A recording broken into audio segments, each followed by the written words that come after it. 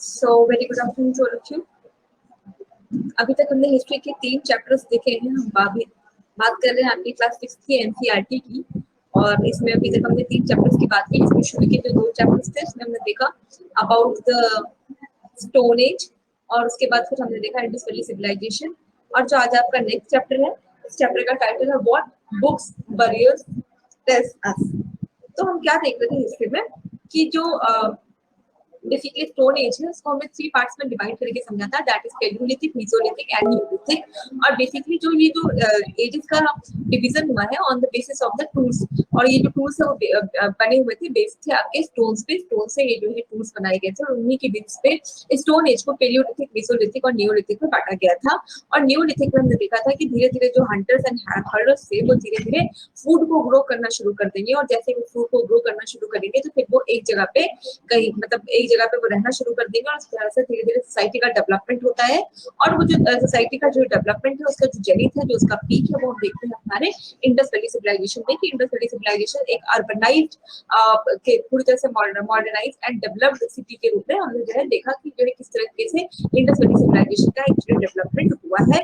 और इसके साथ साथ हमने ये भी समझा कि एक बार डेवलपमेंट होने के बाद ऐसे क्या रीजन थे कि धीरे धीरे जो इंडस वैली सिविलाइजेशन है वो धीरे धीरे क्या हुए, डिके होती चली गई। अभी जो अगला चैप्टर है वो बात करता है कि बुक्स एंड बर्डर्स टेल्स अस।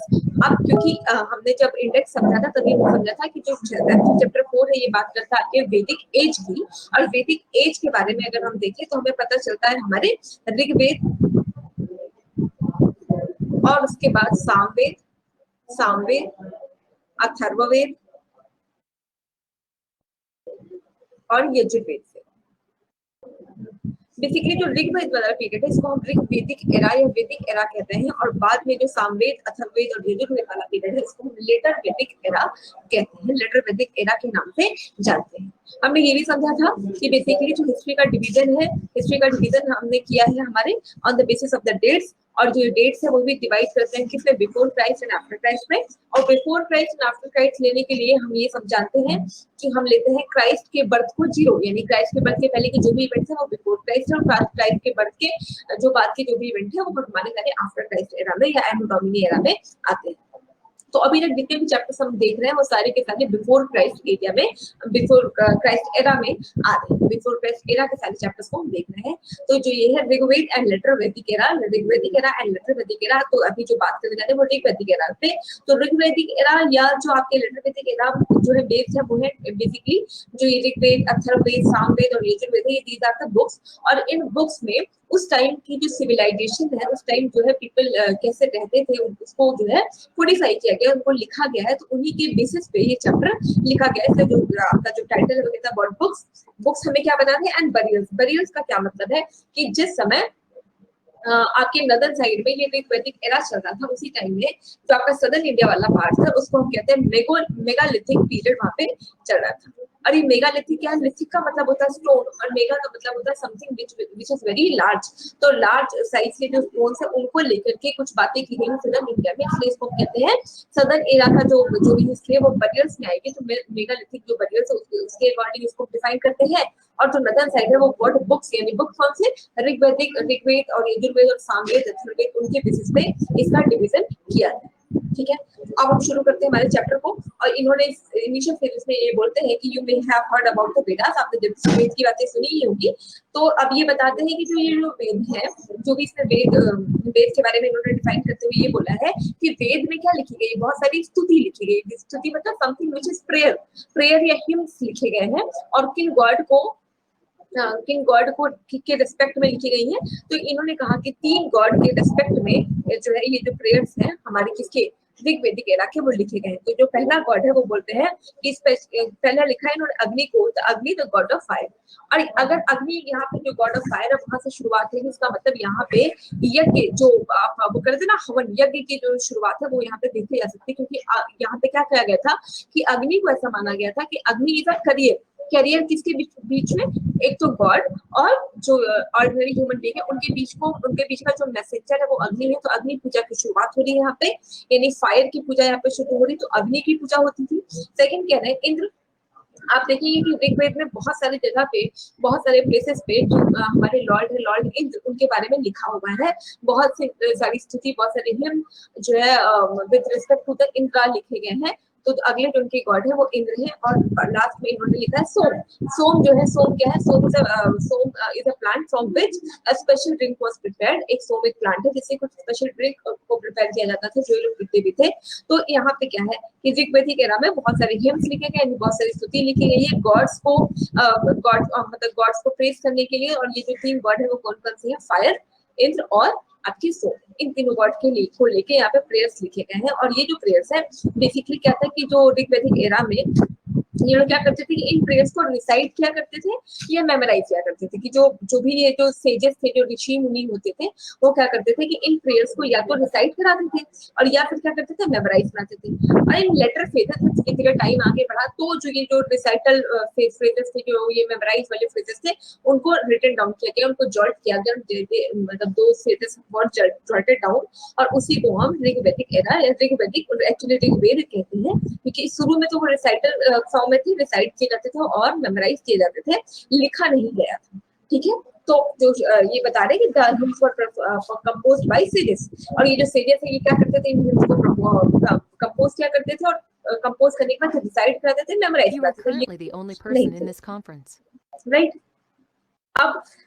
अब ये भी बता रहे हैं कि ये जो है, जो ये वर्ड्स है ये क्या थे, वर्ड्स एंड सेंटेंसेस से ये कुछ लिखे जाते थे और बहुत सोच समझ के एक एक चीजों को कंपोज किया गया था। और इसमें ये भी बताया गया है कि जो उस समय विमेन्स थी वो भी क्या करती थी, इसमें पार्टिसिपेट किया करती थी, राइट। अब ये क्या है कि ये तो अभी हमने आपको बताया ना कि ये जो भी मंत्रास थे, जो भी स्तुतिस थे, वो लिखे नहीं गए थे, वो डिसाइड किए गए थे। और लेटर फेजेस में फिर क्या होता है, इसको कोडिफाई करने की कोशिश की जाती है। अब इसी में इन बॉक्स एक आपको बताया गया है संस्कृत के बारे में। तो ये बताया जा रहा है इस बॉक्स में कि जो संस्कृत लैंग्वेज रही है, Sanskrit is the mother of the all language. जो भी हमारी जितनी भी लैंग्वेजेस है, संस्कृत एक्चुअली क्या है, इन सबों की, उन सब जितनी भी लैंग्वेजेस है सबकी मदर है। Be it Gujarati, be it Hindi, Kashmiri, even तो इंग्लिश की भी जो मदर है वो आपकी संस्कृत है। उसके लिए एग्जाम्पल देते हैं मदर वर्ड का, कि जो संस्कृत में हम जो हमारी मदर है उनको क्या कहते हैं, मातृ। हिंदी में वही मात्र क्या बन जाती है, माँ। और इंग्लिश में बन जाती है मदर। तो कहीं ना कहीं सारे जो भी लैंग्वेजेस के सोर्स हैं, जो भी लैंग्वेज का ओरिजिन है, सब जो है संस्कृत से ही होके कहीं ना कहीं निकले हैं। तो ये जो इन बॉक्स है वो हमें इस बारे में बताते हैं, राइट। आगे इन्होंने ये बताया कि भाई कैसे पता चला, जो हिस्टोरियंस हैं उन्होंने ये इस फेजेस मतलब इस टाइम के बारे में, इस टाइम फ्रेम के बारे में कैसे पता किया। तो अभी क्या होता था कि हमने क्या पढ़ा था कि वो इंस्क्रिप्शन और मैन्युस्क्रिप्ट्स के थ्रू हमें बताते थे। लेकिन अभी जो ऋग्वेदा के बारे में है, तो ऋग्वेदा के बारे में एक्चुअली जो ऋग्वेद बुक मिली है, जो ऋग्वेद के बारे में जो भी चीजें मिली है, उसके थ्रू हमने समझने की कोशिश की है कि ऋग्वेद में सोसाइटी एक्चुअली कैसे रही होगी, सोसाइटी कैसे रही होगी। तो ये जो ऋग्वेद में जो बुक, जो ऋग्वेद बुक है, जो ऋग्वेद बुक है, उसके थ्रू उसमें जो लिखे हुए हिम्स है, यानी कि जो भी स्तुति लिखी गई है, उसके बेसिस पे जो आर्कियोलॉजिस्ट हैं उन्होंने बताया उस समय की सोसाइटी कैसी रही होगी। अब इसमें एक एग्जाम्पल देते हुए एक एग्जाम्पल दिया गया है, जिसमें किसमें ये बताया गया है कि एक सेंट है, एक सेज है, जिनका नाम विश्वामित्र है।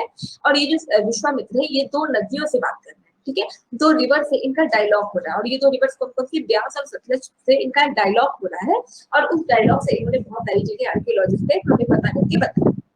जैसे अब ये रिवर्स का जो डायलॉग हो रहा है, रिवर्स से कौन के विश्वामित्र जो आपके सेज है वो बोलते हैं, ओ डियर, ओ सिस्टर, ओ मतलब वो रिवर। और उनको कंपेयर किया गया है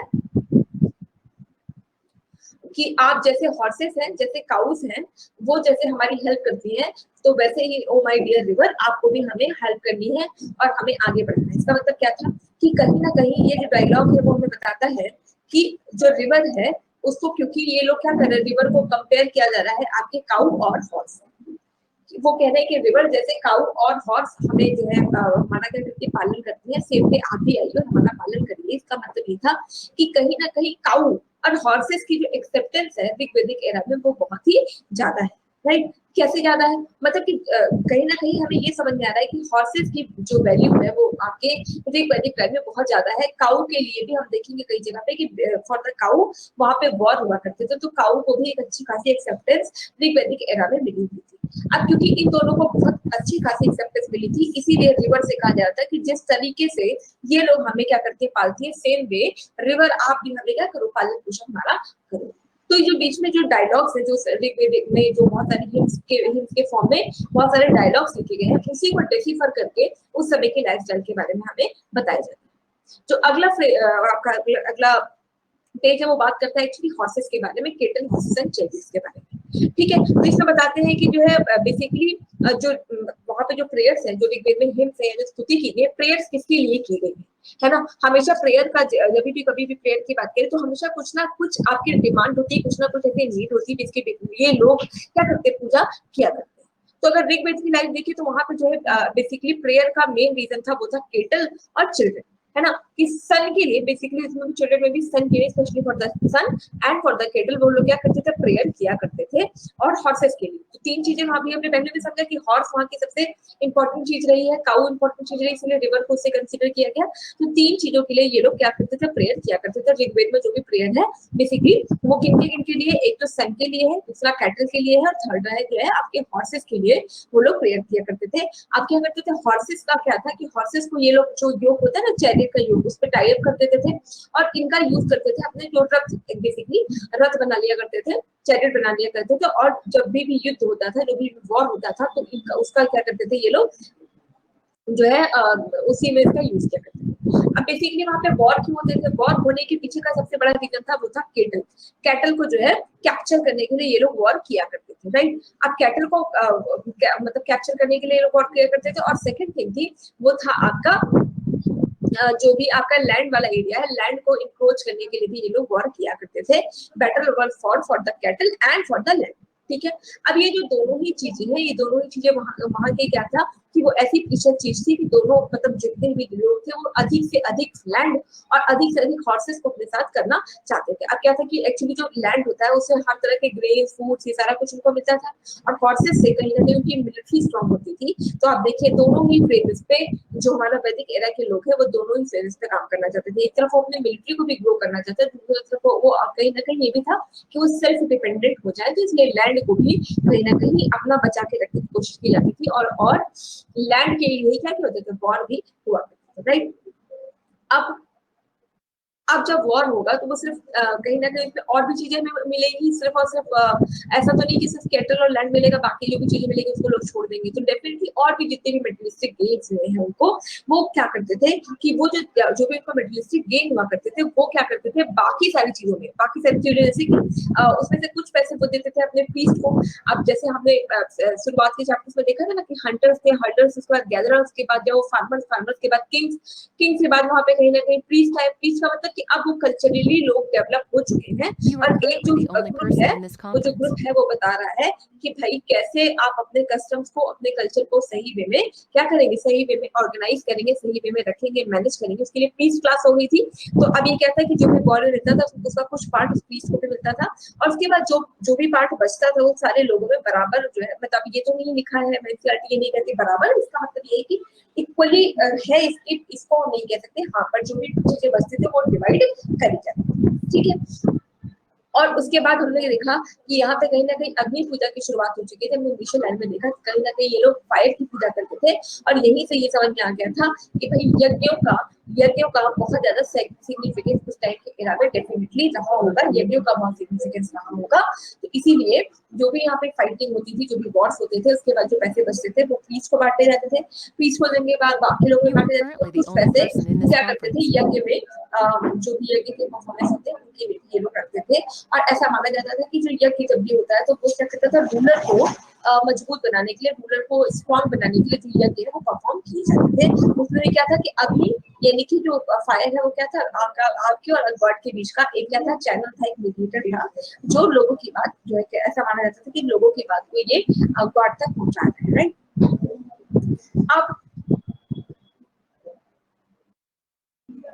अब इसमें ये भी बताया जा रहा है कि यज्ञों में हर चीजों का मतलब ऐसा था कि जो ऑफरिंग्स वो डाला करते थे, उन ऑफरिंग्स में केवल वो those are not the basic things, but वो कुछ जो प्रिसाइज चीजें होती है, जो इंपॉर्टेंट चीजें होती है, उनको भी यज्ञ में डाला करते थे, जैसे घी हो गया, और उस समय जो ग्रेप्स वो उगाया करते थे, तो कहीं ना कहीं इनकी बलि दिया करते थे, मतलब उनको उसको भी जो आहुति होती है ना यज्ञ में, वो भी दिया करते थे। इवन एनिमल्स को भी आहुति ये लोग डाला करते थे, एनिमल्स की भी आहुति कहाँ पे यज्ञ में डाला करते थे। अब हमें ये समझ में आ रहा है, तो इसका मतलब अब यहाँ पे जो फैमिली सिस्टम है वो प्रॉपर्ली डेवलप हो चुका था।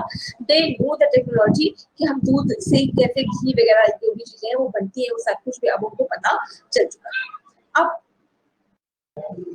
ये कह रहा है कि वर्ड टू डिस्क्राइब पीपल, आप इसको डिस्क्राइब कैसे करेंगे, तो इसमें बता रहे हैं कि यहाँ पे वैसे बहुत सारी लैंग्वेजेस है, बहुत सारी चीजें जिसके बेसिस पे आप इनको क्या कर सकते हैं, डिस्क्राइब कर सकते हैं। बेसिकली जो यहाँ पे जो शुरुआत हुई वो है आपके वर्णा सिस्टम की, ठीक है। अभी जो वर्णा सिस्टम है वो कास्ट सिस्टम में कहीं ना कहीं बढ़ गया है, जिसमें वर्णा सिस्टम में ब्राह्मण, क्षत्रिय, वैश्य और शूद्र 4 वर्ण आते हैं। तो ये जो 4 वर्ण है बेसिकली ये रखे गए थे अकॉर्डिंग टू द जो भी पीपल का वो होता है ना, जो भी लोग जो काम करते थे उसी के बेसिस पे उनका वर्ण डिसाइड किया जाता था। सपोज कि कोई वर्ण है, कोई भी वर्ण है जो क्या करता था, लोगों को सही और गलत की पहचान कराया करता था, सही लॉ की जो है को क्या करता था, डिफाइन क्या करता था, वो प्रीस्ट सेक्शन में आता था, ब्राह्मण सेक्शन में आता था। जो लोग क्या करते थे, दूसरे लोगों को, दूसरे की रक्षा करेंगे, दूसरे लोगों को सेव करेंगे, तो उनको हम छठी क्लास में डाला करते थे। उसके बाद जो मर्चेंट ग्रुप था वो वैश्य था, और जो फोर्थ ग्रुप था वो था जो बाकी लोगों को सर्व करेगा, उसकी बेसिस पे वर्णा सिस्टम डिसाइड रहा, ठीक है। तो अभी क्या है, वो वर्णा सिस्टम कहीं ना कहीं कास्ट बदल चुका है। अब यहाँ पे ये मैटर नहीं करता कि कौन क्या काम करता है, बल्कि वो प्रॉपर्ली क्या किया गया है, डिवाइड कर दिया गया है, राइट। अब अगर बेसिकली आप ऋग्वेद की बात करिए तो यहाँ पे जो डिवीजन हुआ है वो 2 तरीके से हुआ है। एक है जो है आपका ब्राह्मण और दूसरा है राजा।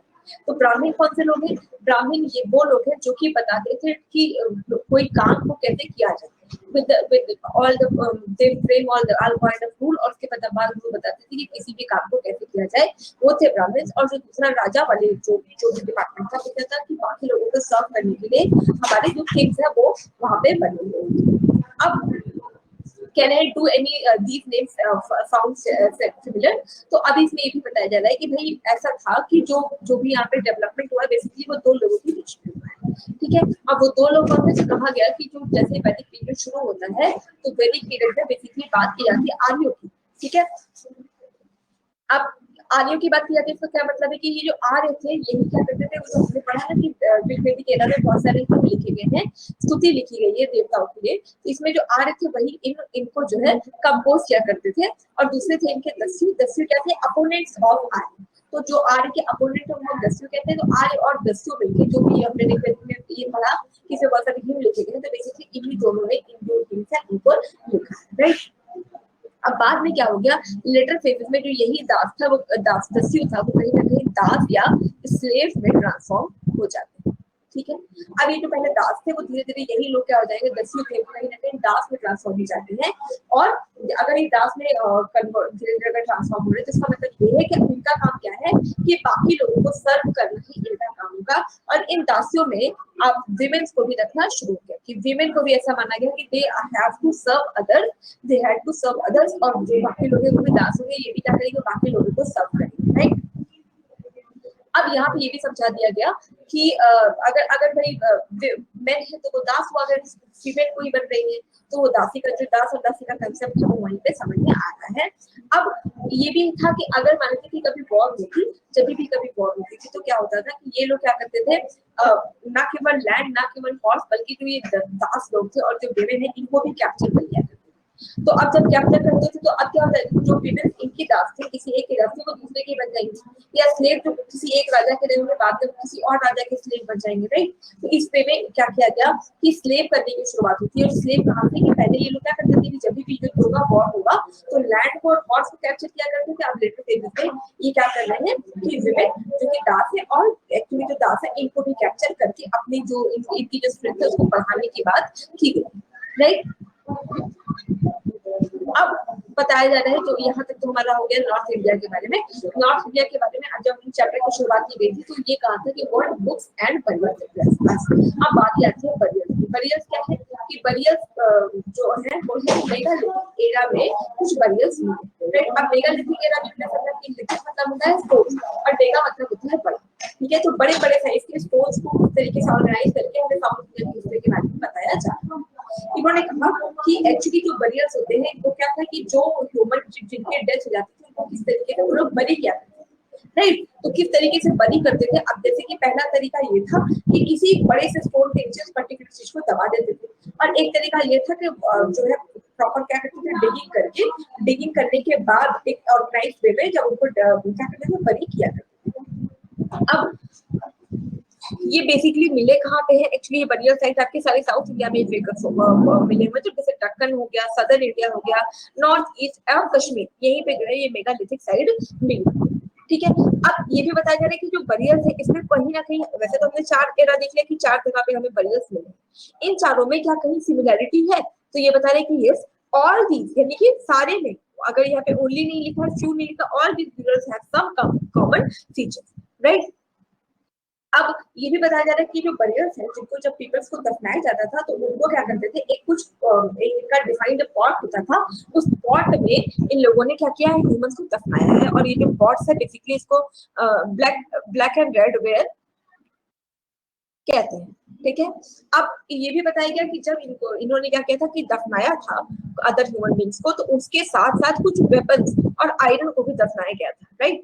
तो ये लाइन कहीं ना कहीं हमें ये बताती है कि वो लोग क्या करते थे कि वो जो सुपरस्टिशन है ना उसको बिलीव किया करते थे, अंधविश्वास में भी ये लोग ट्रस्ट किया करते थे। इन्हें ऐसा लगता था कि जो है यहाँ पे वो जब भी कभी इसको जरूरत होगी तो वो युद्ध कर सके, या जो अगर उसके ऊपर अटैक करे तो उससे लड़ सके, इसके लिए वो क्या करते थे, कुछ टूल्स आयरन और जो मतलब वेपन्स और टूल जो आयरन के होते थे वो भी उसके साथ ही दफना दिया करते थे। अब इसके साथ साथ जब यहाँ पे बरियर साइट्स में ये भी देखा गया कि बहुत जगह पे हॉर्सेस के स्केलेटन, हॉर्सेस की equipment, ornament, stone and gold जैसी चीजें भी मिली।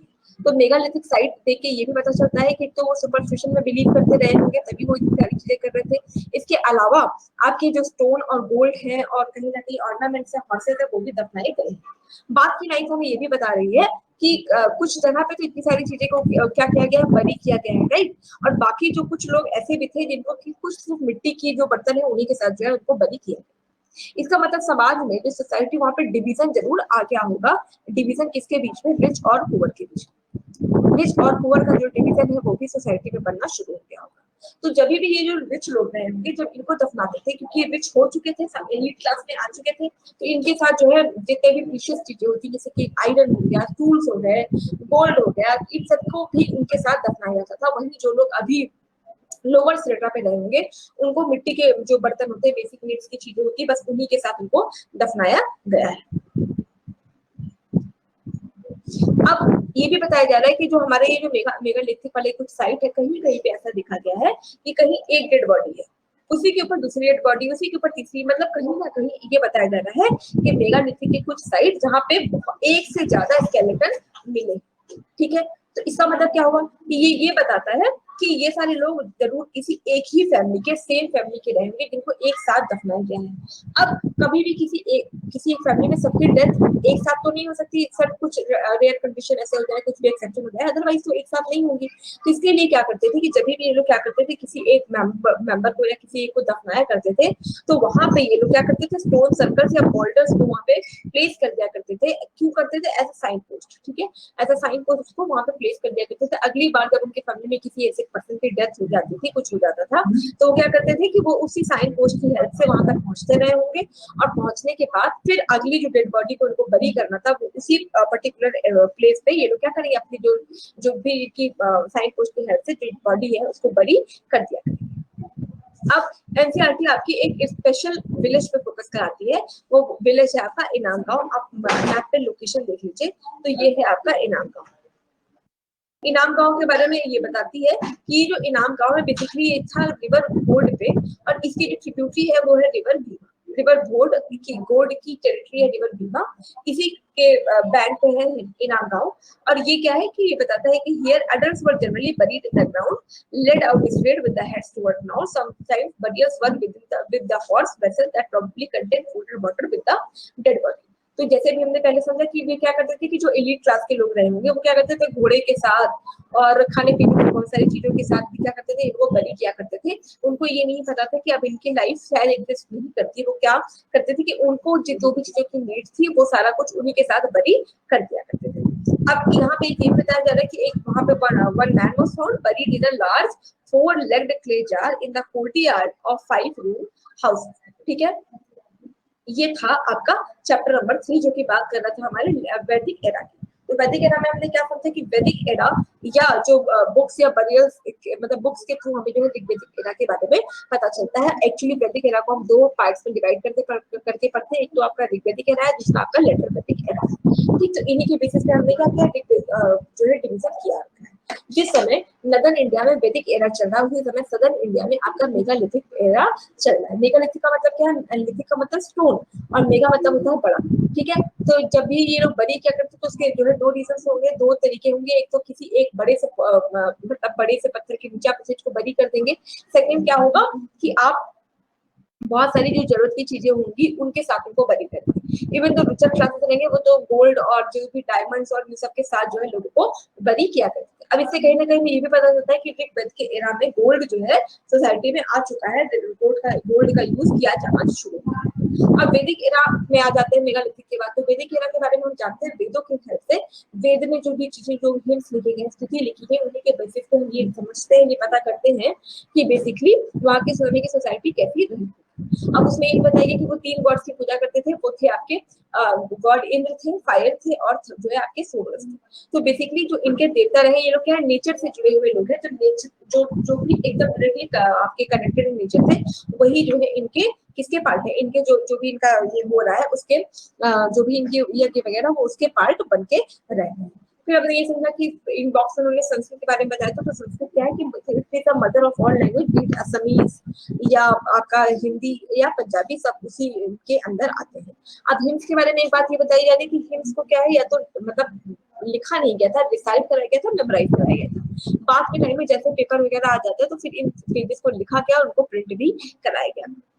राइट, अब इसके बाद ये भी बताया गया कि जो इसमें जो भी चीजें ऋग्वेद में लिखी गई है बेसिकली वो डायलॉग के फॉर्म में है। डायलॉग के फॉर्म में मतलब कि एक तो डायलॉग के फॉर्म में मतलब 2 लोग आपस में बात कर रहे हैं और इसी डायलॉग में एक एग्जांपल उन्होंने विश्वामित्र का एग्जांपल दिया जो क्या कह रहे हैं कि नदियों को रिक्वेस्ट कर रहे हैं कि वो जैसे काऊ और हॉर्स का वो होता है ना उसी तरीके से आप भी आओ और हमारे साथ मतलब हमें जो है कोशिश करिए, हमारे वेलफेयर के लिए काम करिए। तो कहीं ना कहीं ये भी पता चलता है कि काउस की कितनी ज्यादा एक्सेप्टेंस ऋग्वेदिक एरा में। तो कैटल हॉर्सेस एंड चैरिट्स में बताया गया कि हॉर्सेस का यूज किया जाता है चैरिट्स में और वॉर में। तो जो मतलब चैरिट्स से उनका यूज हो जाता था आपके वॉर में। उसके बाद ये भी बताया गया कि जो उस समय वो लोग क्या करते थे, यज्ञ किया करते थे और उसी यज्ञ में एक यज्ञ था आपका अश्वमेध यज्ञ। अश्वमेध यज्ञ में क्या था कि इसमें अब हॉर्सेस की बहुत ज्यादा एक्सेप्टेंस थी तो कहीं ना कहीं हॉर्स पे अपना मैसेज लेके किंग छोड़ दिया करते थे और किंग के छोड़ने के बाद जितने लोग भी उसके मतलब हॉर्स को कैप्चर करेंगे तो जो किंग है उनसे फाइट करेगा, उनको अगर हराया तो क्या हो जाएगा उस वहां तक की जो लैंड है उसकी हो जाएगी। अगर लोगों ने इस लैंड को मतलब उस हॉर्स को अपने आप पास होने दिया तो भी क्या हो जाएगी लैंड उन्हीं की होगी। ठीक है, तो ये था आपका कि जो हॉर्सेस है जो काउस है उनका क्या सिग्निफिकेंस था। बेसिकली ये लोग वॉर जब करते थे तो वॉर के पीछे भी 3 रीजन रहते थे। 3 रीजन क्या क्या है कि पहला रीजन तो है लैंड के लिए वो लोग वॉर करते थे, थर्ड है कि वो कैटल्स के लिए वॉर किया करते थे और सेकंड है मतलब फर्स्ट है आपका जो लैंड के लिए वॉर करते थे, सेकंड है ये लोग अपना कैटल के लिए जो है वॉर किया करते थे, फिर हॉर्सेस के लिए वॉर किया करते थे। राइट, अब यज्ञों के बारे में भी हमने क्या समझा कि यज्ञ क्या थे कि मतलब जो भी मैसेजेस जो भी हमें अपनी बातें गॉड तक पहुंचानी होती है वो हम थ्रू अग्नि पहुंचाएंगे। तो यहाँ से यज्ञ की शुरुआत हुई, वो है आपका जैसे अश्वमेध यज्ञ।